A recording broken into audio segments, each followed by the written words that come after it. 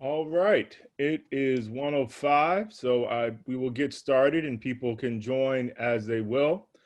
Again, I'm glad that everyone could come on board for this important conversation.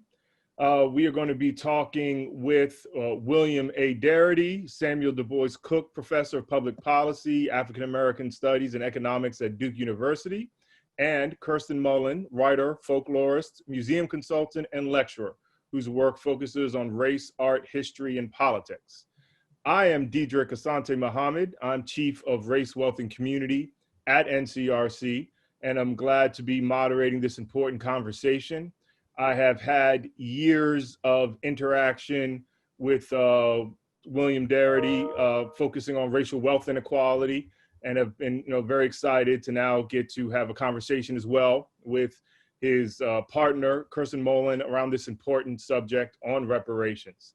So let's start off. I didn't give a thorough introduction, but we're gonna leave it to the authors of this important book to discuss a little bit their history. And I thought it would be fascinating and helpful for even the context of this discussion to hear a little bit about their professional background and how this has led them to this moment where they have produced a book and are talking across the country virtually around reparations. So I'm gonna hand it over to Sandy and Kirsten to talk a little bit about how they have come to this moment. So Dedrick, thank you very much for giving us the opportunity to talk about our book. It's a pleasure to have an opportunity to share some time with you. I would like to say that I believe in my personal journey on this path. I started out as a reparations skeptic.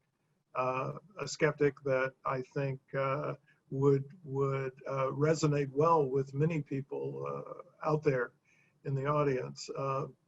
I began by thinking that although reparations for Black American descendants of US slavery was something that was morally valid, that it was unrealistic to expect it to ever take place. And so when I was approached by Richard America about 30 years ago to write the introduction for a volume that he was editing called From Here to Equality. His book was called The Wealth of Races. Our book is called From Here to Equality. But he was editing a volume that was a collection of essays by economists that attempted to estimate the size of a reparations bill. And I was very, very concerned that this was something that was not really worth investing time in doing because it was so unlikely to ever occur. And Richard said to me that he would like me to write the introduction, that I could write whatever I pleased. I could say that I thought that this was something that was a pipe dream if I wanted. But he insisted that I be the person who write it. And so I read the essays, and in the process, I had a road to Damascus moment. I began to think that even though this was something that was a long shot, the nature of the American record of injustice that was driven by racial inequality was so substantial that the only way in which we could really address contemporary conditions was by introducing a reparations program. And so that's what got me started on working on this. It was Richard America's prompt, ultimately. And so for the past 30 years, I've been involved in trying to think about why we should do this and how we might do it. And when I was offered the opportunity to pursue writing a book on the subject, when one of the editors at the UNC Press heard me give a talk, I immediately turned to Kirsten and said, this sounds like something that we ought to do together. And I think one of the key reasons I turned to her is because as she's a folklorist, and over the years I've come to believe that all Black folklore is true. And so I thought it would be a great partnership to work on the book together, particularly since she would have access to such a rich vein of stories that could illuminate the kind of narrative that we wanted to present. Great. And let's say I was born into a family that was very much engaged in the civil rights struggle. My maternal grandfather was a Baptist minister, and he was a strong advocate for the NAACP. He insisted that all the members of his congregation join in the 1940s and 50s. My mother attended Talladega College, and while she was a student there, the Ku Klux Klan burned a cross on the yard of her campus. And she took my sister and me to our first march when we were little kids in Fort Worth, Texas. This was after the horrible murders of Viola Liuzzo and a priest, Father Jonathan Martin Daniels in Alabama.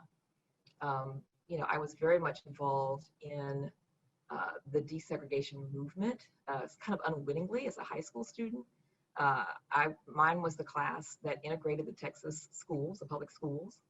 And so, you know, we were constantly, you know, confronting situations where I attended several high schools. My mother was in school most of my life, and my sister and I, you know, moved with her as she did various practicums and residencies.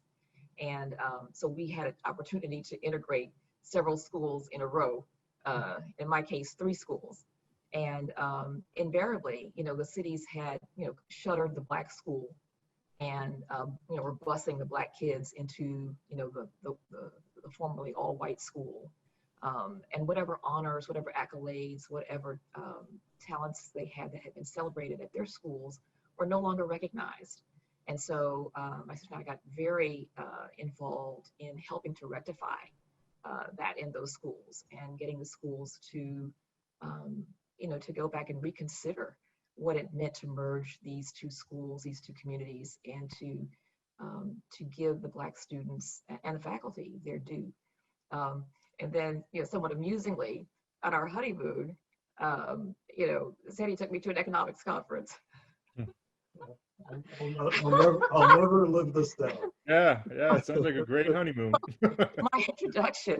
my introduction to economics, and especially the history of economic thought is long.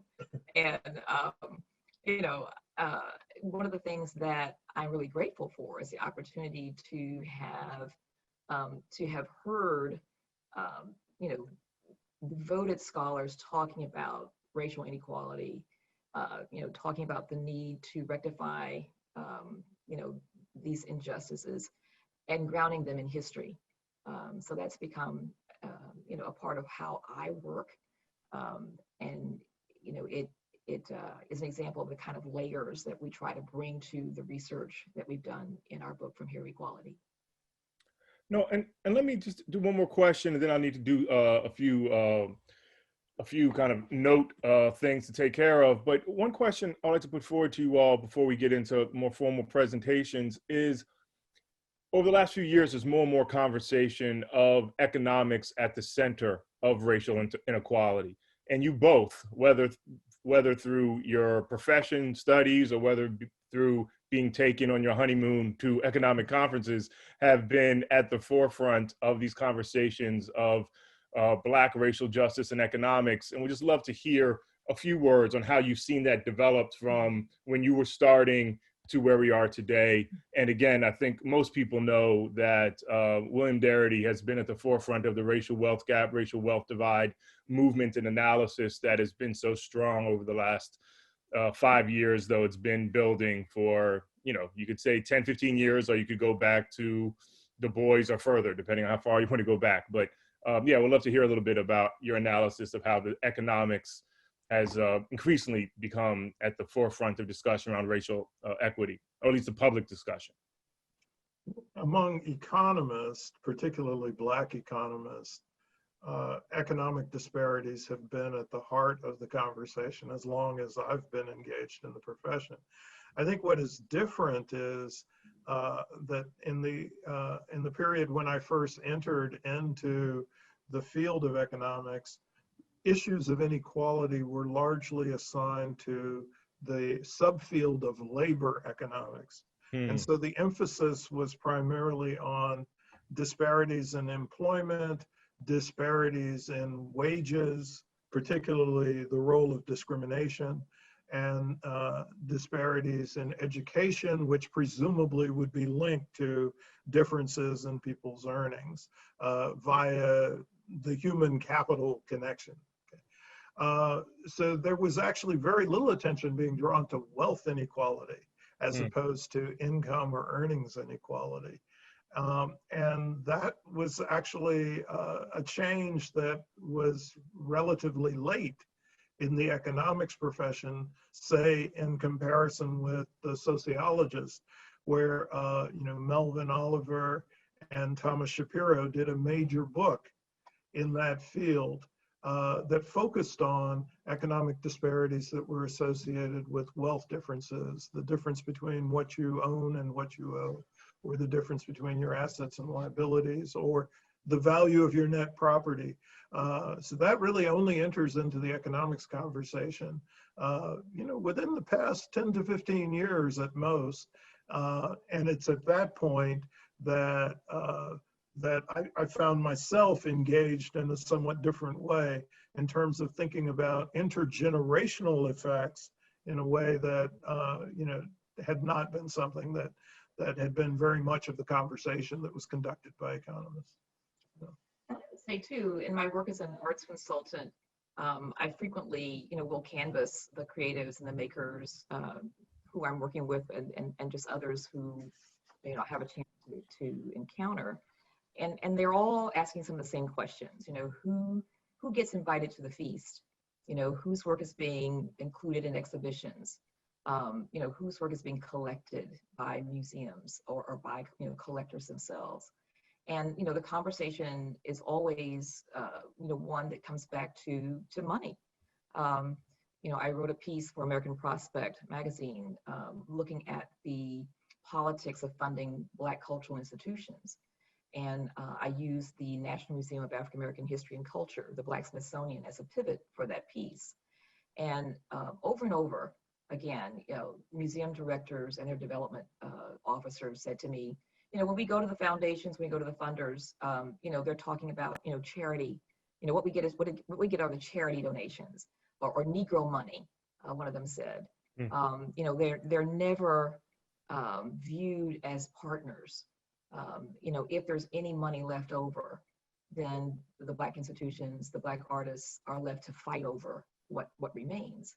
And so, the Black community, thankfully, has always created a space for its artists, but we don't have the capacity to support them in the way that they deserve. And so economics has always been a part of, of this work. They're trying to figure out, how do you sustain the work of an artist, whether you're talking about film or dance or theater, literature. It's a huge problem. Great. Well, thank you for that, for those introductory comments. And we're about to go back to you. I just want to go over a little housekeeping. One thing I've already gotten a few messages on is if we could turn up our volume. Just some people are having a little bit of a hard time hearing us, so we will try to be louder. And yes, for the housekeeping, wanted to share that we will hold questions until the end.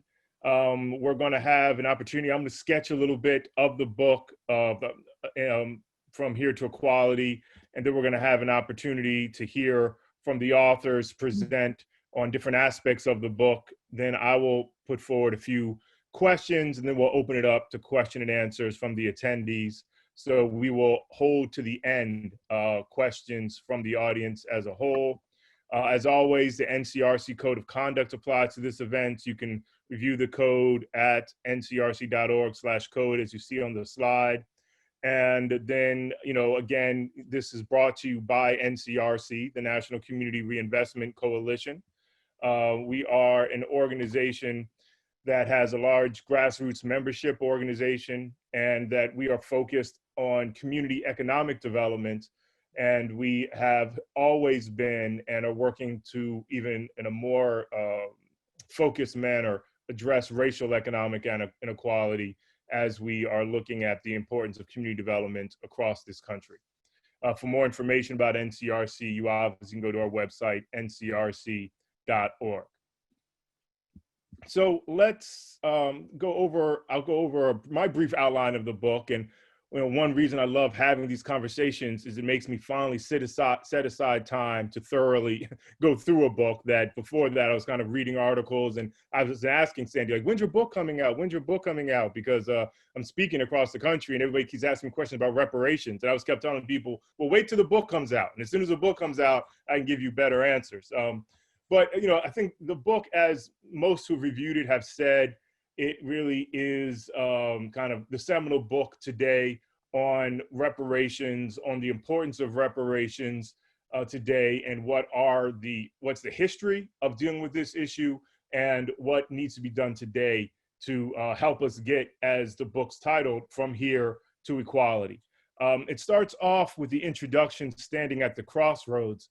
And I find that so fascinating because what was the actual day the book came out? April 20th was the launch date. Yes, okay, April 20th.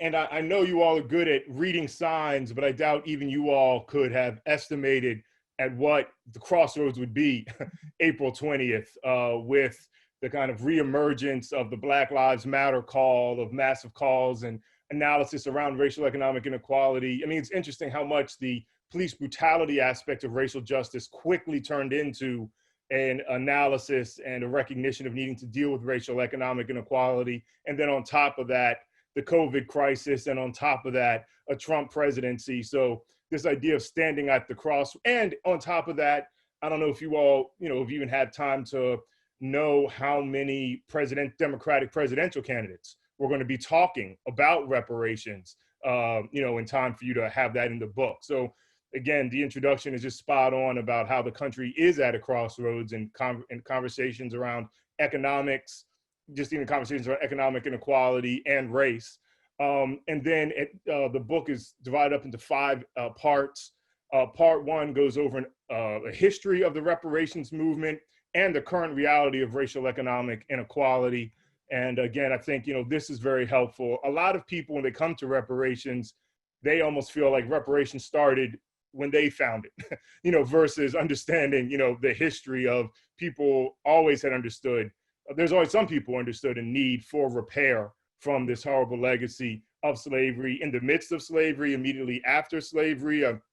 I never heard of this organization, the National Ex-Slave Mutual Relief, Bounty and Pension Association, that came out in 1898, an organization of African Americans dealing with these issues. And the chapter, or the part of the book, goes into the Marcus Garvey movement and some of their discussions around reparations. And I had the honor as a youth to meet Queen Mother Moore, who was a legendary figure in Harlem, who was I think one of the first people in 57, 58 or 58, 59 to take reparations to the United Nations, and goes into the history of Nation of Islam to the 80s within Cobra, House Resolution 40. And then I think more recently, there's been a lot of big books that have helped reawaken conversations, whether it's Randall Robinson's The Debt, Ta-Nehisi Coates' article that kind of really helped bring in contemporary racial inequality into the reparations conversation, and now today, From Here to Equality, that really puts it all together. Part 2 of the book does an overview of the effects of the American system of slavery on the nation's political and economic development. I think, 10 years ago, I think people didn't really have much of analysis at all. Maybe today still many don't, how much of a moneymaker and how foundational the institution of slavery was to the economic development of the entire country. That it was not just a Southern issue, but that a lot of Northern industry and finance was based off of kind of the capital that came out of slavery, and helps give an overview of that. And one of the another parts is part 3 and 4 of the book, alternative routes not taken during the period of the Civil War, really focusing in on, obviously there was a massive conversation about, okay, this was a quote unquote a war to end slavery. So now what? And how do you repair that? And what was done and what wasn't done? But one thing that I hadn't thought so much about previously was just historically, there's always been opportunities for this country to truly embrace this idea of equality, right? Whether it's in your book, you highlight from the founding of the country, where we're kind of, the United States is breaking away from monarchy, and it's supposed to be saying we're going to have a democratic, just. It didn't have to be a white supremacist society. We at that point could have said, and there were people who argued that all should be all people. There was an opportunity there that we turned against. There was an opportunity after the Civil War to actually, make a racially inclusive society. And then you also highlight in the 1940s and 50s where the white American middle class and the 20th century social safety net is created. That could have been an opportunity to finally include those who had been so economically marginalized for so long. And again, that moment was rejected, and I think, the question underlying all that is, are we going to pass up this current moment as well? And finally, as we try to rebuild, get past COVID, as we recognize how deep racial inequity is today, are we going to pass another historical to deal with these issues? And then part 5 of the book really gets into the particulars of what, and I think this is really important, 21st century reparations look like, right? I mean, you could have done, 20th century, 19th century, what have you, but now we're in the 21st century. And one of the things that your book helped me understand too is we're kind of at a time where, and I'm sure you talk about this, that reparations isn't just about repairing the damage that happened in slavery. There's also, you can look at the post-slavery to Jim Crow, right? And then there's also Jim Crow to today. But one of the things your book helped me realize, which I hadn't thought about before, is that if we want to, if we want the opportunity to actually get reparations money and reparations to occur in the lifetime of those that actually lived through Jim Crow, that's something that has to happen sooner than later, right? That's my mother's generation who were born into Jim Crow and lived a good part of their lives in that. It is true that we don't have living people who were enslaved. We do have living people who are in Jim Crow. And of course, we all live through an economy and a society marked by deep racial inequality. But it just really kind of struck a note in my head that, wow, this really is the time if you want to give an opportunity for people who lived through Jim Crow to experience some of this reparation. So that's my brief sketch of the book. I'm sure the authors will give a much better overview of the book. And let me just hand it over actually to the authors. I think they want to give a little reading and a little bit more to set the table for our conversation. So Kirsten and Sandy, please go ahead. Thank you for that. And I would add that the two of us are living victims of the Jim Crow period, for approximately the first 10 to 15 years of our lives. Jim Crow was in operation in the United States. And I think for at least half of our parents' lives, they experienced the conditions of legal segregation. So yes, you're talking to a couple of living victims. Yes. Okay. I'd like to start by reinforcing your valuable summary of the book with a couple of passages from the opening of the book. And then we'd like to focus on misperceptions that we think lead people to be opposed to reparations. And we'd like to talk about two sets of misperceptions. The first set of misperceptions is associated with how people understand or explain racial disparities in the United States in the present moment. And we want to talk about what's wrong with the ideas that that many Americans have about why we have those kinds of disparities or inequalities. And then the second facet of our conversation is going to focus on a set of misperceptions that are associated with our national understanding of the history of the Civil War, the Reconstruction era, and of course, in the period that precedes both of those, the history of slavery in the United States. So let me start with reading one of the opening passages from the book, and then moving into a discussion of the misperceptions that are associated with widely held beliefs about why there are racial differences in economic outcomes. So at the start of the book, we say the following: "From here to equality draws a thick line from the nation's origins to the present. The case we build in this volume is based on all three tiers or phases of injustice: slavery, American apartheid, or Jim Crow, and the combined effects of present-day discrimination and the ongoing deprecation of Black lives. Most advocates of Black reparations have focused exclusively on the injustice of slavery as the basis for redress. Law professor Boris Bitker argued that the case for Black reparations should center solely on the harms of legalized segregation, while Roy L. Brooks, also a legal scholar, has argued that the foundation for Black reparations is the legacy of slavery and Jim Crow. We submit that the Bill of Particulars for Black reparations also must include contemporary, ongoing injustices, injustices resulting in barriers and penalties for the Black descendants of persons enslaved in the United States. Sociologist Joe Fagan catalogs the continuing injuries inflicted on Black Americans, including wage penalties, physical and psycho-emotional health wounds, and community and institutional damages. Despite the Brown versus Board of Education decision in 1954, a wave of federal legislation in the 1960s and 1970s intended to eliminate legal apartheid in the United States, and the enactment of anti-discrimination laws. Despite these, Blacks continue to bear the weight of American racism. That burden is manifest in labor market discrimination, grossly attenuated wealth, confinement to neighborhoods with lower levels of amenities and safety, disproportionate exposure to inferior schooling, significantly greater danger in encounters with the police and the criminal justice system writ large, and a general social disdain for the value of Black people's lives. The legal apparatus created by the Civil Rights Revolution does little to address the complex web of harms imposed upon Black Americans today.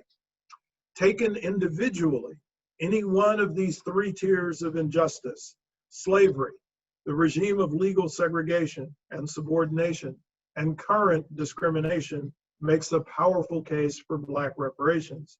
Taken collectively, they are impossible to ignore.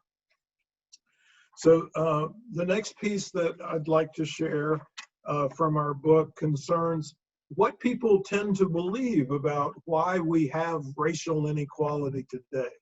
And I think that this is very striking. We write the following. A Pew Research Center survey conducted in 2016 reveals the prevalence of mistaken beliefs. Researchers found that large proportions of both whites and Blacks affirm there is no lingering racial financial disparity. An astonishing 38% of Blacks contended that Blacks are at least as well off or better off financially than whites. Among whites, the proportion sharing that opinion was 42%. In addition, 38% of white respondents believe the nation has already made all the policy changes needed to give Blacks equal rights with whites. A majority of white respondents thought Blacks are treated as fairly as whites in the courts. More than 70% of whites thought that Blacks are treated similarly to whites when applying for a loan or mortgage, in the workplace, in restaurants, and when voting in elections. Less than 40% of Blacks shared the same views on their treatment in the courts, in seeking a loan or mortgage or in the workplace, but a majority of Blacks shared the same views as most whites on their treatment in restaurants, 51%, and in the voting process, 57%. Half of whites believe Blacks are treated as fairly as whites in their encounters with the police. But here we find the contrast. A mere 16% of Blacks believe that was to be the case. More than 60% of whites did not believe racial discrimination continues to be an important barrier to Blacks getting ahead. 47% of whites rejected the notion that lower quality schools constituted an obstacle for Blacks. And 55% of whites rejected the idea that a lack of jobs prevents Blacks from getting ahead. In all three of these cases, at least 66% of Black respondents surveyed thought these factors significantly inhibit Black achievement. However, with respect to factors associated with self-defeating deficiencies in the Black community, as important reasons for Blacks not getting ahead, white and Black respondents held similar views. A striking 43% of Blacks said a lack of motivation to work hard is an important factor producing Black-white inequality, in contrast with only 30% of whites. Even higher proportions of both groups attributed any ongoing Black-white gaps to family instability, 57% of Blacks and 55% of whites, and to the lack of good role models, 51% of Blacks and 52% of whites. So while there were sharp differences in Black and white perceptions of the role of societal factors in perpetuating racial economic inequality, there was a sharp convergence on the role of alleged cultural behavioral factors. And we suggest that these beliefs are actually not supported by the evidence that we have about life in these United States.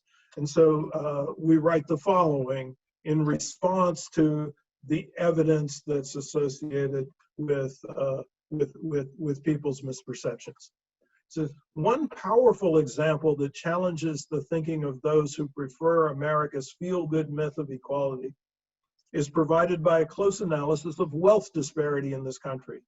Wealth is the best single indicator of the cumulative impact of white racism over time.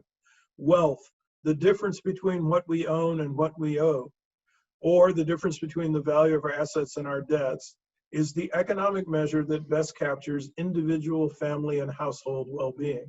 Wealth serves as a primary indicator of economic security. Wealthier families are better positioned to finance elite independent school and college education, access capital to start a business, finance expensive medical procedures, allow people to reside in higher amenity neighborhoods, exert political influence through campaign financing, purchase better counsel if confronted with an expensive legal system, leave a bequest, and/or withstand financial hardship resulting from any number of emergencies. Data from the 2016 Survey of Consumer Finances indicates that median Black household net worth, $17,600, is only 1/10 of white net worth, $171,000. Among Black households with positive net worth, there is a greater reliance on home ownership as a source of wealth than among white households. Customarily, we have assumed that equity in a home was a secure and stable source of wealth, but recent experience during the Great Recession has torpedoed that belief. The collapse of home ownership and equity value in homes has affected Black households adversely and disproportionately. Moreover, home ownership and total wealth do not track each other as closely as many Americans imagine. For example, a survey conducted in the Los Angeles metropolitan area in 2014-2015 demonstrates that the rate of African-American home ownership, 42%, was slightly higher than that of the city's Asian Indians, 40%, an immigrant community consisting disproportionately of highly educated, affluent professionals. On the basis of home ownership rates, one might expect the two Los Angeles communities to have similar net worth. However, the median Asian household was worth $460,000, Asian Indian household, as opposed to only $4,000 for African Americans, less than 1% of the former. The difference appears to be due to far greater rates and levels of ownership of financial assets by Asian Indian households. 59% of Asian Indian households own stocks, mutual funds, and investment trusts, while only 22% of African American households own the same type of assets. This capacity, even to enter markets for remunerative financial assets, is contingent on having a significant endowment of wealth in the first place. Some have suggested that the racial wealth gap is explained by Black profligacy, Blacks' unwillingness to commit to a careful plan of saving, and Blacks' ignorance about proper investment practices. A virtual cottage industry has developed to provide financial literacy to Black families. But it is striking that there is very little, if any, evidence to support the claim that Black saving behavior is the source of the enormous racial wealth gap. If we consider Black and white families with similar incomes, We discovered no significant difference in savings rates, nor a difference in rates of return on their personal investments. In fact, in some income categories, Blacks display a higher rate of saving. Somehow, Blacks manage to have a savings profile comparable to whites with similar income levels, despite the fact that Blacks have more obligation because their relatives are more likely to be in need than those of comparably situated whites. These family obligations reduce the total income available for saving and wealth building. Nevertheless, the Black savings rate is comparable to the white savings rate at each level of household income. The belief that Blacks lack motivation and effort is contradicted by the evidence on racial differences in educational attainment. For comparable levels of family socioeconomic status, Black youth obtain more years of schooling and credentials, including college degrees, than white youths. Moreover, unfortunately, motivation and effort are not enough to close the Black-white wealth gap. Black household heads with a college or university degree have about $10,000 less in median net worth than white household heads who never completed high school. Blacks who are working full-time have a lower median net worth than whites who are unemployed. Blacks in the third quintile of the income distribution have similar levels of median wealth to whites in the lowest quintile. That means that on average, Blacks whose incomes were about $60,000 in 2014 had a level of median wealth of about $22,000, while whites whose incomes were less than $26,000 had a median wealth of about $18,000. Blacks in the lowest quintile, the bottom 20%, had a median wealth of a paltry $200.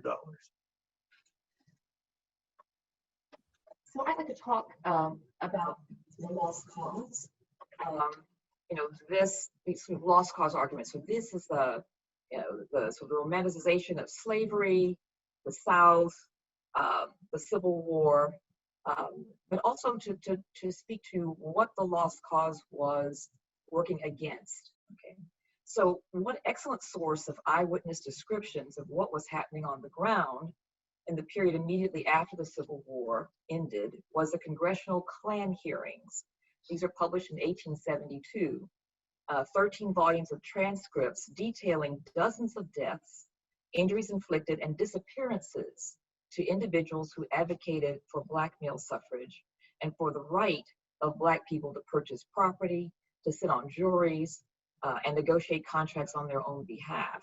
So silencing people with opposing views was one of the Klan's goals. So dismemory is the term that I coined to describe the methodical work aimed at forgetting and distorting the nation's history, basically misinterpreting and misrepresenting the facts on the ground. Historian Eric Foner has written about how when the Civil War ended, Jefferson Davis was deeply unpopular, and that he and Robert E. Lee were linked to Southern defeat. The war was followed by 7 mystic years of Reconstruction, as W.E.B. Du Bois termed them, a period when newly emancipated Blacks enjoy citizenship rights and Black men co-govern with whites. Okay? So then, over the next 5 years, white allies withdraw from these partnerships and abandon Blacks to face well-armed white mobs, and white supremacy roars back across the North and the South. So Lee becomes a hero, and the Southern cause is viewed by many as a battle. The Southern cause is viewed by many less as a battle waged by traitors and secessionists, as it is a battle fought by good men, working to fight for their way of life, right? So slavery, not just an essential ingredient in the Southern lifestyle, but the essential ingredient, is moved off stage, and authors began to pen stories about honorable Southern gentlemen, men of character, and Southern belles who are simultaneously steely and demure. Right? So the two interlocking myths we hear frequently: only a small fraction of Southerners own slaves, 3% or less, and the slave trade and ownership and management of coerced Black men, women, and children was confined to a small number of white people. We provide the facts and from here to inequality. So I'm going to read from page 65, where we say, slavery and slaveholding were direct and intimate parts of the lives of many white Americans, particularly those in the southern states that would form the Confederacy. Far from slave ownership being the purview of a tiny few, slaveholding families enjoyed a wider presence and prevalence than frequently is acknowledged. Among whites, particularly those in the South, slavery truly was a family affair on the eve of the Civil War. In 1860, at the national level, approximately 8% of all American families owned at least one slave. But this seemingly low aggregate national percentage was influenced heavily by the 21 non-Southern states where no families owned slaves during the last days of the antebellum period. By 1860, the Southern experience with slaveholding stood in marked contrast with the Northern pattern. So among the 11 states that seceded from the Union in 1861 to establish the Confederacy, that would be Arkansas, Tennessee, Virginia, North Carolina, Texas, and Louisiana. These states registered at the lower end with at least 20% of white families owning slaves. That would be 20, 25, 26, 28, 28, and 29% respectively. The remaining 5 states all registered proportions of 34% or higher, peaking at staggering rates of 46 and 49% in South Carolina and Mississippi, respectively. A still more dramatic indicator of the scope of white engagement with slave ownership is the proportion of white people who were members of slaveholding families. While the national figure was 13% in 1860, 1/4 of all whites in Arkansas and Tennessee lived in families that owned at least one slave. In Texas, Virginia, and North Carolina, at least 1/3 of whites lived in slave-owning families. This proportion rose well above 40% in Florida, Georgia, Alabama, and Louisiana, cresting at a fantastic 55 and 57% in Mississippi and South Carolina, respectively. So slavery, slave owners and non-slave owners alike were intimately connected to the system. Its economic power was felt in the North and the South and across the globe. So another misrepresentation we hear often is, blacks may have had it bad, but so did white indentures. They were enslaved too, people will say to us. Okay. So turning again to From Here to Equality, we write, Black people overwhelmingly were the objects of enslavement. While there was an extended period of white immigrant indentured servitude during the colonial period, their numbers were dwarfed by coerced immigrants from the African continent. Even at the height of the importation of white indentures, while 215,000 whites came to British North America as bonded laborers, 300,000 Africans were forcibly imported to the colonies. But by the time of the Declaration of Independence in 1776, the practice of white indentureship was in sharp decline.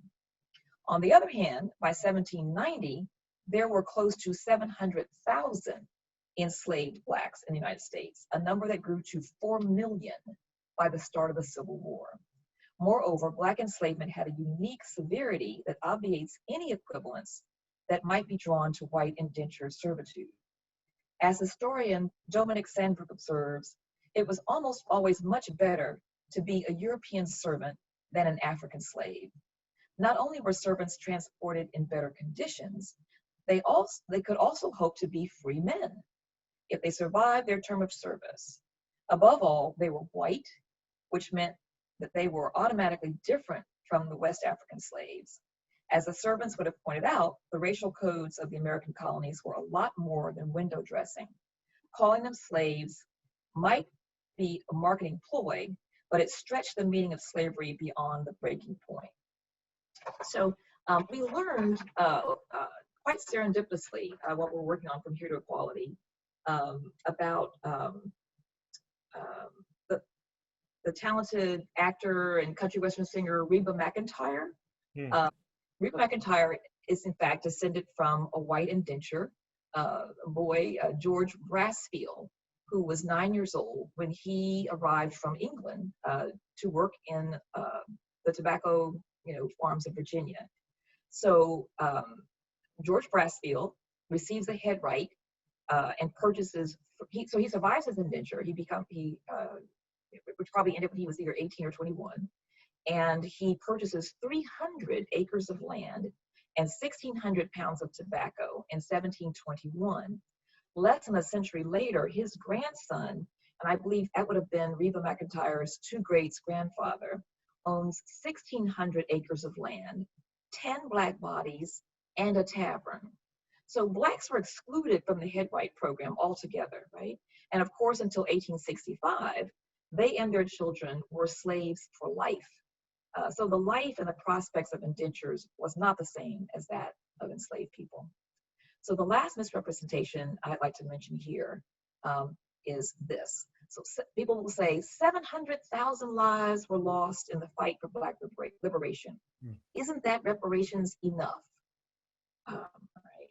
So while it is true that approximately 700,000, there were 700,000 Civil War casualties, nearly half of those individuals fought to keep Blacks enslaved, right?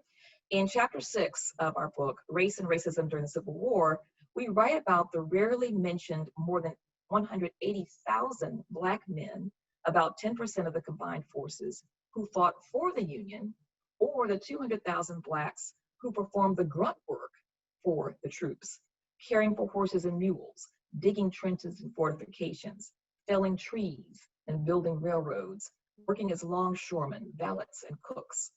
Black casualties far outstripped those of whites. Liberation is not something whites gave to Black people.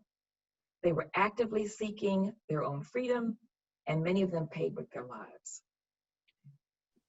I want to thank you both for that kind of pieces of the book. And I think, what this introduction shows is how much unpacking we have to do and all these false myths we have to tear down before we even get to a sane beginning conversation around reparations. And I've seen that many times when I speak across the country on racial economic inequality, racial wealth inequality. If you don't first attack these ideas, and your book does a great job of deconstructing the model minority myth and the immigrant rags to riches story that, if you just have the will, you can do it. And if you don't, if you're not making it, it's because of your own personal failure. And, deconstructing that in your book does that in a very thorough way. And I really also appreciate the facts and data. Like, I didn't really quite understand the African Americans in 1776. I think your book had us at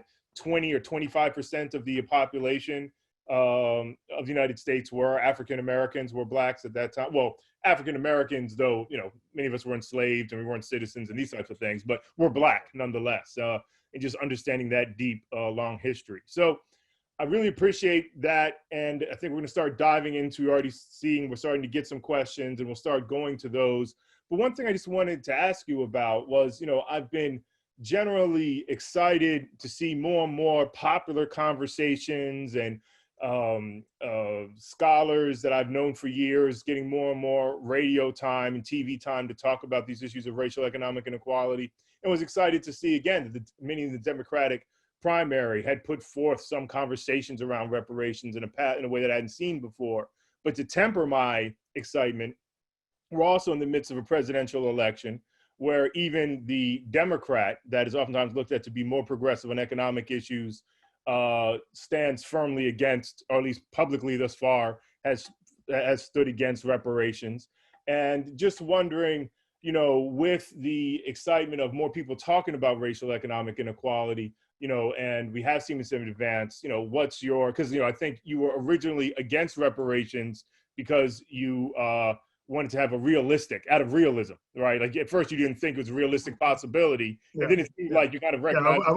I wasn't against it, but I didn't think it could really happen. That's right. That's right. You thought it was a good moral thing, but realistically, you didn't think it would happen. But then it seems like as you both studied the problem more, you kind of also realistic that unless we do reparations, we're not going to address these inequalities. But what's your realistic analysis of where we are today in conversations about reparations and what progress we think we can make in the next few years? And then I'll start going to some of the questions the audience has put forward.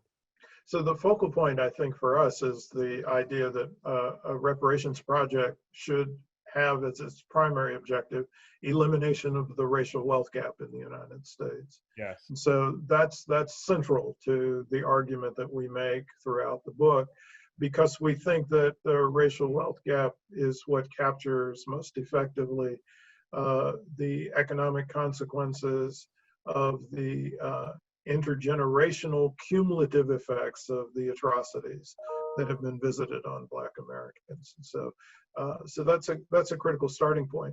But we also assert that the way in which this has to happen is through congressional legislation. And for congressional legislation to lay the foundation for a reparations project, we would have to have significant popular support across the United States population at large. And so one of the things that does give us grounds for some sense of optimism in the present moment, even though we have no way of predicting what is actually going to occur, is the changing sentiment that appears to be taking place in America. If we took as a starting point a survey that was conducted in the year 2000 by Michael Dawson and Ravana Popoff at the University of Chicago, we would learn from that survey that only 4% of white Americans endorsed reparations at that point. If we look at another survey that was taken approximately a year and a half ago, the proportion would be 15%. Still not particularly high, but considerably higher than 4%. And now in June, there was a survey that was conducted by the organization Civics. And the Civics survey reports, reports remarkably enough that not only do a majority of Americans overall endorse reparations, but now 39% of white Americans endorse reparations. So even if that number is off by 9 or 10 percentage points, it still represents a virtual doubling of the proportion that were in support of reparations only a year and a half ago. And so this seems to be an opportunity to open the door for the national conversation that we need to have in a serious way about the introduction of a reparations program for Black American descendants of U.S. slavery.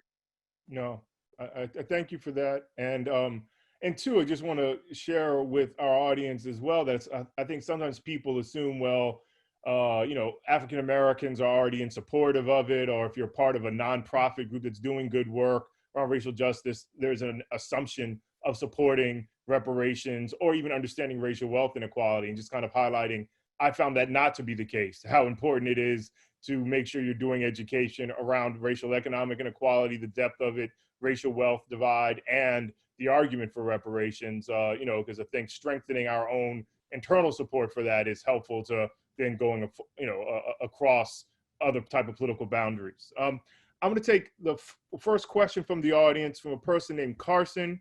And Carson writes, I'm from Seattle, and this summer, in the wake of George Floyd's death, many Black and Indigenous-led local organizations started to give a call on the city and other public agencies to give underutilized vacant land to them as a form of reparations. I'm wondering what you think of this. Could there be a land element in a reparations effort? If so, at what scale? And I know your book talks a little bit about local efforts versus national. Thought this was a good question to start touching on that subject. So it is indeed the case that the United States committed to a formal program of land grants. This is 1862 Homestead Act that I believe this individual is referring to. And this was a moment while the Civil War was still underway that the United States government, decided that it was important to continue to settle the Western territories, right?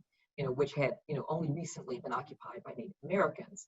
And so 160-acre land grants were made available to anyone who was a citizen who could swear that they had not raised arms against the Union during the war. And this was, these were, this was property that was available to recent immigrants, but of course not available to Black Americans because, the majority of them were enslaved, and Black people were not allowed to acquire property in this manner. And so we know that, something like, back up. So the land mass that actually was given, the total land mass to these individuals is something in the nature of 287 million acres. So scholars Trina Williams and Jennifer Mueller have done research on this phenomenon, on this government program, archival research, but also looking at the data from the Department of Interior and National Park Service. 287 million acres is equivalent to a landmass the size of all of Washington, all of Oregon, all of California, all of Nevada, and Massachusetts combined. Or put differently, all of Texas and all of California. It's a huge amount of land. And if you surveyed your 160-acre plot and you decided for whatever reason that it was not agreeable to you, it wasn't arable, it wasn't close enough to to flowing water or to a railroad, you could trade it for a different 160-acre plot. And people did do that, sometimes 2 or 3 times before they found land that worked for them. This is land that you could farm, you could lease it, you could subdivide it, but importantly, you could pass that asset down to your family. Yeah. And this is, an asset that was not available to Black people. Now, at the same time, the recently enslaved were promised 40-acre land plots, right? And the idea there was that, the land would be available, if not free, at a reasonable, market, a rate that they could afford, and that they would have, some kind of, grub stake, some restitution for, all of these, years of uncompensated labor, not just theirs but their ancestors. But, that didn't happen, right? So here you have, white Americans and, recent immigrants receiving 160-acre land grants at the same time that Black people were given nothing, right? And so we know that today, about 45, 46 million white Americans are still benefiting from the largesse of that grant, of the Homestead Act. That program lasted about 76 years. What is less known, I think, is that land mass, those gifts from the government are the source of wealth for many white Americans. I mean, I'd be really interested to know how many white families are aware that 8-10 generations ago, their family received this grant from the federal government. Some know, but I doubt that it's anywhere close to the majority. But this is part of our history that needs to be talked about. We don't begrudge them, that 160 acres. But it would have been terrific if Black Americans had been eligible to receive those, those properties, and/or at least been given the 40-acre land grants that they had been promised. Let me add that in arguing that reparations projects should eliminate the racial wealth gap, we are ultimately saying that the funds should be distributed to eligible recipients for them to use at their discretion. So if there are individual recipients who want to purchase land, then by all means, they should do that. But we think that the flexibility that's provided by the provision of money in the form of direct payments, not necessarily a cash transfer. This could be a transfer that's executed by providing people with an endowment or a trust account. But the flexibility permits them to determine whether or not they want to engage in land acquisition or use it for some other purpose. I'd also like to add that I think the question asked something about what could be done locally.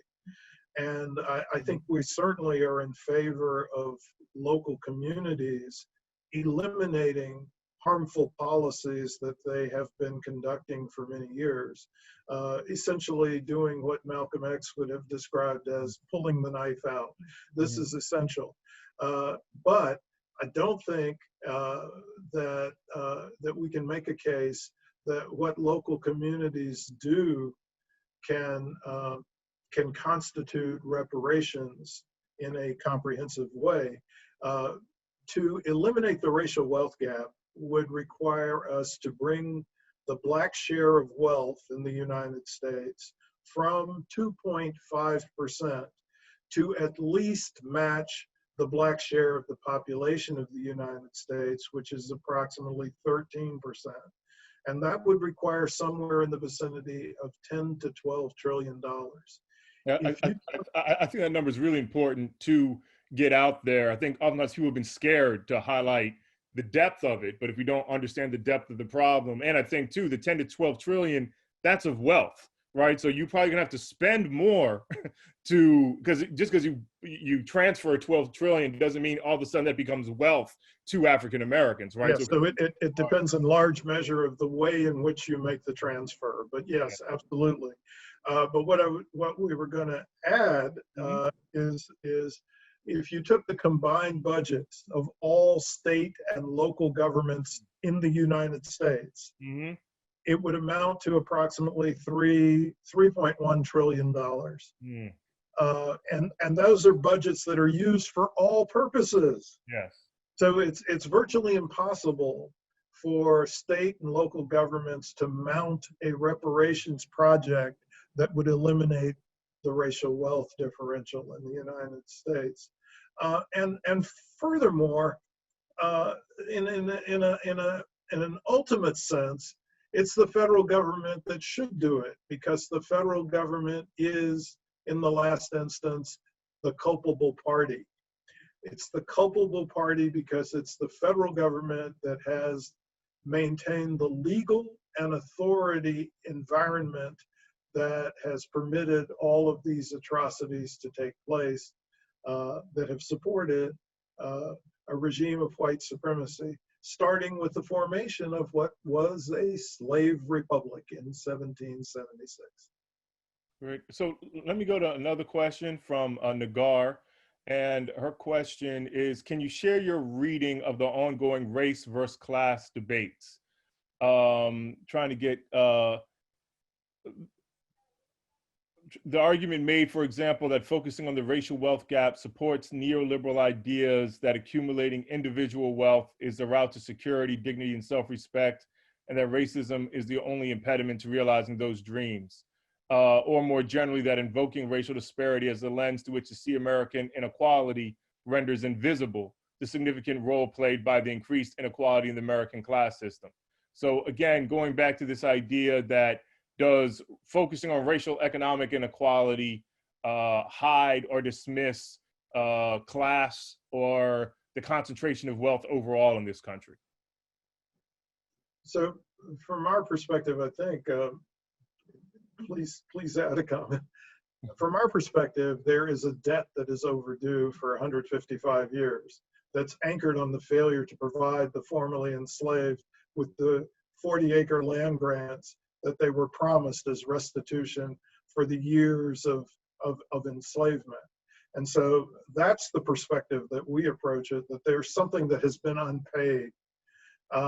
Now, with respect to the question of what we should do in the present moment, I know that personally, we are advocates not only of reparations for Black Americans, but for a program that we can refer to as an economic bill of rights for the 21st century, which would be very much of a program that would address various dimensions of class inequality and the structural effects of the operation of capitalism in American society. So this is a program that would include a federal job guarantee. It would include the provision of universal health insurance for all Americans. It would include the introduction of a public banking system. It would include a measure that would begin to address overall wealth inequality in American society, or general wealth inequality via proposals like a baby bond that would provide every newborn infant from any ethnic or racial group in the United States with an endowment that they could access when they reach young adulthood. And so, so we don't think of reparations for Black American descendants of US slavery as an initiative that operates in isolation from other types of measures to achieve a more just society. Great. Anything to add, Kirsten, or go to the next question? I wanted to speak to something you mentioned earlier about education. You know, when we have looked at successful reparations movements around the world, we see that many of them were preceded by the creation of a study commission. It may have been created by president or prime minister, by Congress, and the purpose of these commissions was to do the research, to lay out the the history, but also to help people understand how we got to here. And the Japanese American internment, this is a CWRC, the Commission on the Wartime Relocation of Interned Civilians, determined that it was really important to include in their reparations program an educational component. Now, the idea was that they would, create curriculum that would be taught in grade schools, but also in public colleges and universities, PSAs. Now, unfortunately, the funds for that campaign were dramatically gutted. I think they ultimately received only 10% of what they had apportioned, which is probably why many Americans are not even aware that Japanese Americans were wrongfully interned during World War II, let alone that there was a major effort to pay reparations to Japanese Americans.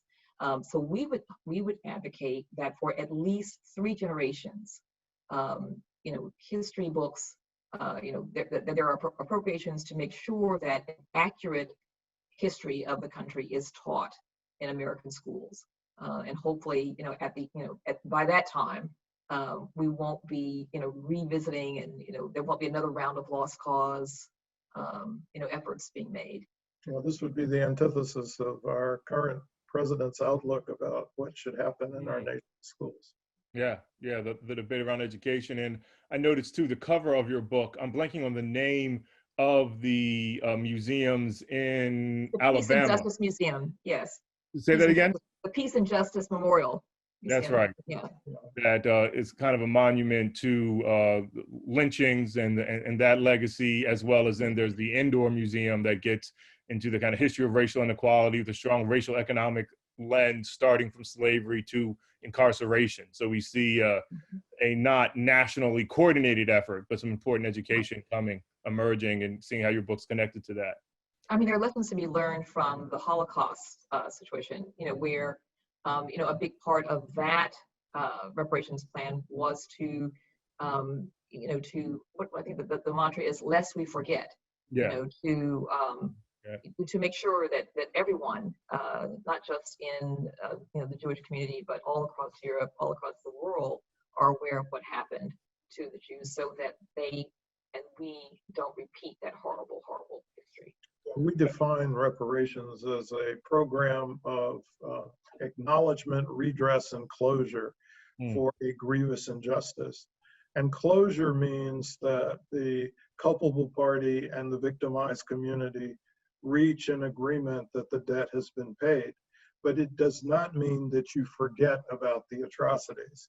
And so I think that that's something that that Kirsten is emphasizing in saying we have to move from a setting in which we're embedded in dismemory to a setting in which we are embedded in memory, accurate memory of what actually took place. Let me throw 2 questions at you. Do you believe that corporations that profited from slavery, segregation, continuing racial injustice should fund reparations? That hits a little bit, I think, into the issues we were talking about local reparations, but what role do you see for private corporations, institutions? And then secondly, we kind of touched it, danced around it. What's your analysis around HR 40, the House resolution that has been in discussion, I think, as your book notes, since 1989 to create a committee to kind of discuss and analyze the possibility of reparations for African Americans? Well, certainly a number of people have proposed that corporations, especially those that are of longstanding and that benefited from, the sale of Black bodies, should contribute. One of our heroes, historian Mary Frances Berry, spoke of the creation of a super fund that would include contributions from corporations, federal governments, communities of faith. But we believe that the federal government is the culpable party, and we're not really focused on guilt of individuals or even organizations, except for the moral imperative that we lay at the feet of the federal government. But that said, there is absolutely a role that corporations could play, and that would be to use their considerable muscle, to use their reputation, and to use their finances to lobby for a national program of reparations, to petition and lobby Congress, to convince their cities, even their organizations, to advocate and develop resolutions supporting reparations, and sending them to Congress. There are a number of cities that are doing just that, and this is certainly something that they could do as well. Another part to that question that the two questions was HR. Oh, HR 40, yes. HR 40. Okay, that's another important part Yes. of the question. Yes. Yeah. So, as Kirsten pointed out, one of the things that preceded the provision of reparations to Japanese Americans who were unjustly incarcerated in World War II was the establishment of the Commission on Wartime Relocation and Internment of Civilians. And that commission generated an important report. It had two components. The first component was to provide an accurate record of what took place, including the demonstration that federal officials knew that the Japanese American community was not a threat to national security, but still proceeded to locate them in camps all across the United States, isolated in relatively isolated locations. So they were subjected to incarceration during World War II without any justification whatsoever. And so that's one of the things that was accomplished by that report. The second thing was to provide a plan of restitution on behalf of the Japanese American community that had been subjected to this atrocity. We think it makes tremendous sense to have a similar type of commission established to generate a report that would set the historical record straight in the United States over the trajectory of racial injustice, and also lay out a blueprint for legislation for reparations. Unfortunately, we think that the existing version of HR 40, the legislation to form such a commission, is extremely flawed, and requires either revision or replacement to go forward. So we like the idea of the formation of the commission, but we don't like the conditions under which it would be formed that are embodied in HR 40. And to just give one simple illustration of one of the weaknesses in the proposal actually will pay the commissioners a salary that's at the GS-18 level on the civil service scale, which is actually technically is above the civil service scale. And I think that people have estimated that this would be annual salaries in the vicinity of $200,000. And we think it creates an improper sense of what the motives are that would animate the actions of individuals on that commission, particularly since there is not a clear fixed date for the commission to generate a final report. And so insofar as that's the case, people could have an incentive to keep rolling over the commission's activities for 2 or 3 years, and we think that's improper, and the legislation should be revised. It also should be revised to restore the number of commissioners to the original 7 instead of the 13 that are now currently constituted in the bill. And we think that that's essential because we're concerned about who that additional 6 commissioners might prove to be, given who rewrote the legislation. The legislation seems to be rewritten by a couple of organizations that would like to make sure that they are the representatives on the commission, and we think that that's troublesome also. I want to put out 2 last questions, which are probably questions you get most often. I know it's addressed in the book, but wanted to share with the public listening is, how do you determine who is eligible for reparations? And how do you respond to this idea that we can't afford reparations if we're at this $10 trillion level? So I'll just throw these last 2 questions to you. So we talk about 2 criteria, an identity standard and a lineage standard for eligibility. So in terms of identity, we are speaking of, Black Americans who, identify or have self-identified as Black, African American, or Negro at least 12 years prior to the enactment of a reparations commission or the creation of a reparations program, right? So 12 years prior. And then on the lineage side, these individuals would need to provide proof that they are descended from at least one ancestor who was enslaved in the United States. So those are the 2 criteria that we're talking about. So one might, be able to, people say, well, this is going to be a lot of work for people to do this research. In fact, we have proposed that it might make sense to create an agency that is populated with genealogists within the study commission who can assist individuals with this research. I think that would probably be a very good idea. And then responding to this idea of how can we afford reparations? Well, I think that that's a little bit of an odd question in the present moment. Mm-hmm.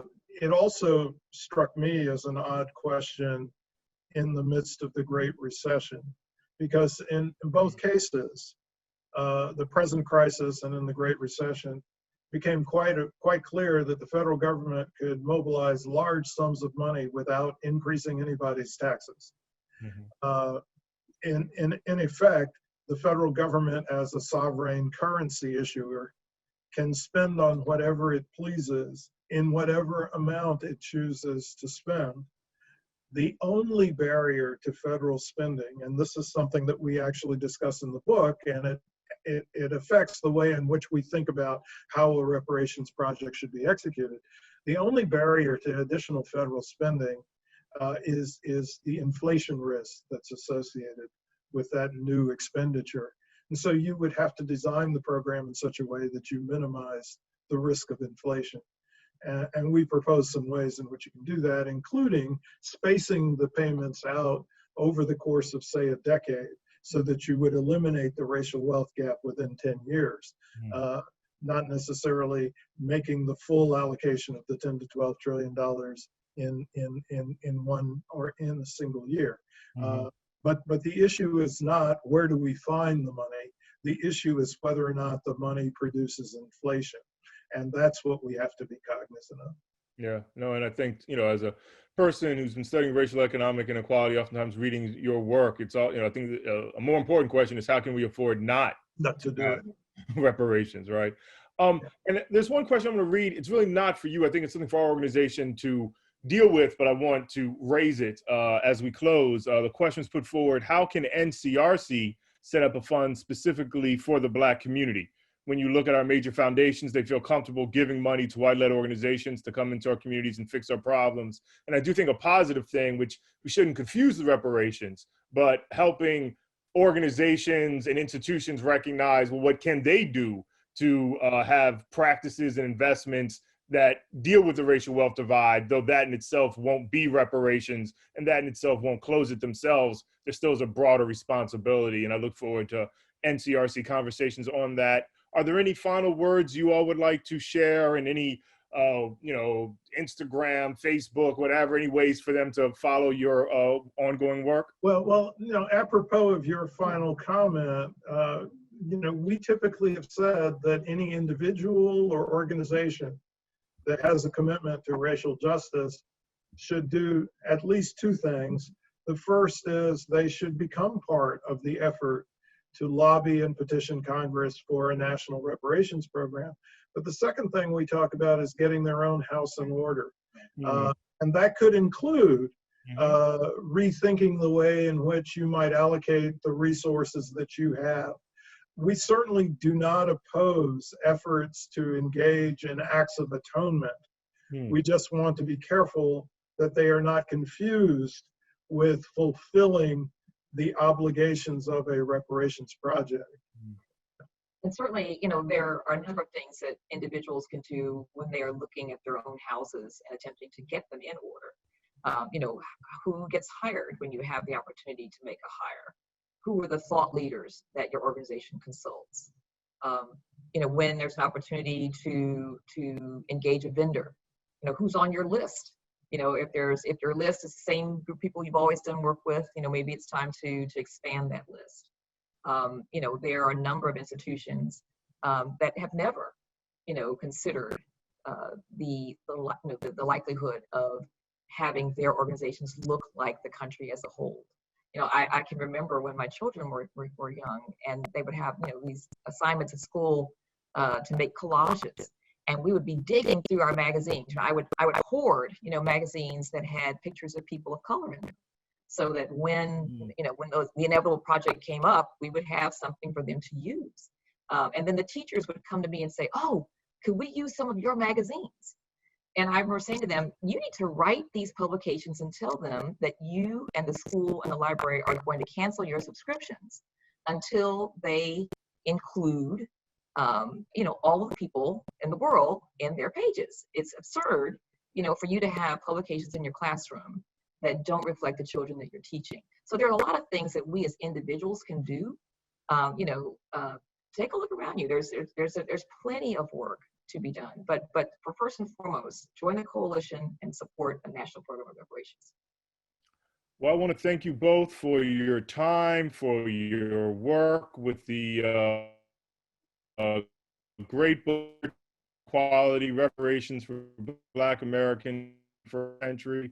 Everyone should get their hard copy, soft copy. I want to thank everyone who has attended. If you're not an NCRC member, please go to ncrc.org/membership, and you can get free access to the Just Economy sessions.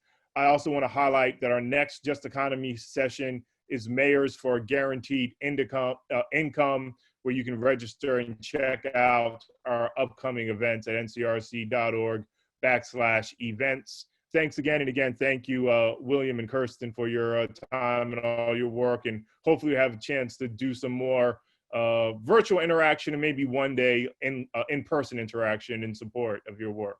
We would love that. Thank you so much for having us, and special thanks to your staff, especially Monica Grosvenor and Chloe Safarwal, who gave us invaluable assistance. So much. Thank you so much. Thank you. All right, thanks everyone. And again, check out our next session in September 29th at 2 p.m. on Mayors for a Guaranteed Income.